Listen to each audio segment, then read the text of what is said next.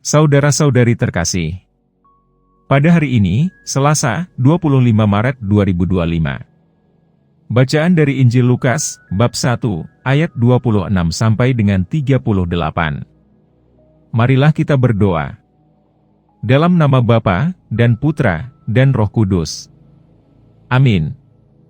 Allah Bapa di surga, syukur atas berkat melimpah dan anugerah yang menyertai kami. Semoga Engkau menyinari hati kami dengan sabda-Mu. Demi Kristus, Tuhan dan pengantara kami. Amin. Bacaan Injil. Tuhan bersamamu, dan bersama rohmu. Inilah Injil suci menurut Lukas. Dimuliakanlah Tuhan.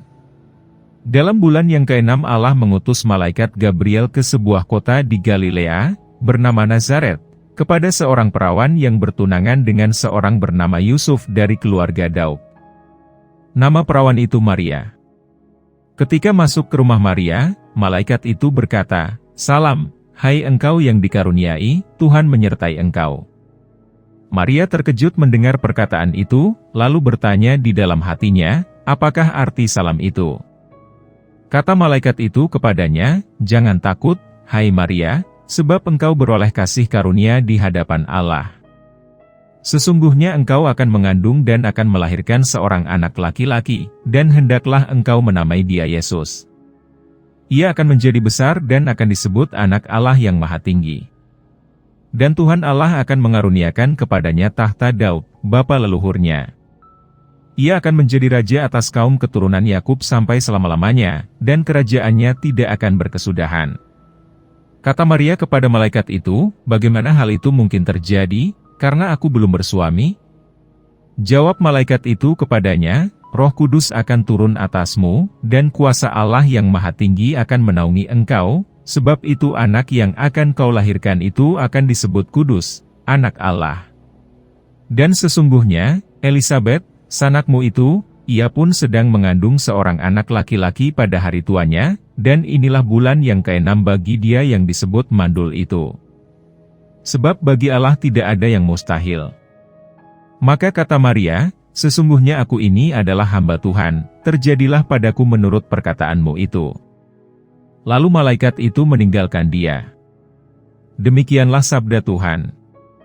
Terpujilah Kristus. Renungan. Saudara-saudari terkasih, kalau kita merenungkan sabda hari ini, kita teringat salah satu doa pokok kita, yaitu Salam Maria. Doa ini tercipta karena sabda Allah sendiri yang dikatakan melalui Bunda Maria, di mana Maria itu penuh rahmat. Sabda bahagia tidak lepas dari Yesus sendiri, dalam kabar itu Tuhan akan beserta Maria.